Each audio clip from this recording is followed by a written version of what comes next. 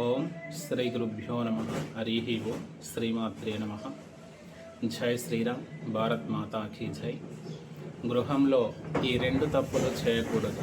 ఏంటిదంటే, మన ఇంట్లో పూజించే దేవత విగ్రహాలు 2 అంగుళాలను మించి ఉంచకూడదు. 2 అంగుళాలకు మించి ఉంచితే మనం చేసే పూజ ఆ దేవత విగ్రహాలకి తృప్తినివ్వదు. కాబట్టి ఆ 2 అంగుళాలు మించిన విగ్రహాలు ఇంట్లో ఉంటే రోజు ప్రతినిత్యము దీపము, ధూపము, నైవేద్యము, అభిషేకము స్వామివారికి అవసరం. కాబట్టి 2 అంగుళాలను మించి ఇంట్లో దేవతా విగ్రహాలను ఉంచకూడదు. మంచినిచ్చే ఫలితం 2 అంగుళాలు మించి ఉన్నదనంటే మనం చేసే పూజ తృప్తినివ్వదు.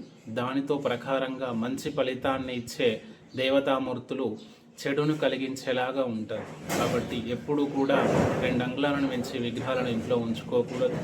అదే ప్రకారంగా మనం చేసే పూజలలో ఇంట్లో కానీ ఏదైనా గుడిలో కానీ దేవతా పూజలలో కానీ కుంకుమ పూజ చేయడం చాలామందికి ఆనవాయితీగా ఉంటుంది. ఖచ్చితంగా కుంకుమ పూజ అంటే విగ్రహ ప్రతిష్టలు కానీ నవరాత్రులు, దేవి నవరాత్రులు కానీ గణపతి నవరాత్రులు కానీ ప్రతి నవరాత్రి పూజలలో కుంకుమ పూజ అనేది పెడతా ఉంటారు. దాంట్లో అమ్మవారి చిన్నపాటి విగ్రహాలు కానీ ఫోటోలు కానీ పెట్టి కుంకుమ అర్చన అనేది చేస్తూ ఉంటారు. కుంకుమ అర్చన చేసేటప్పుడు దేవత ముఖం మీద కుంకుమ పడకుండా చూసుకోవాలి.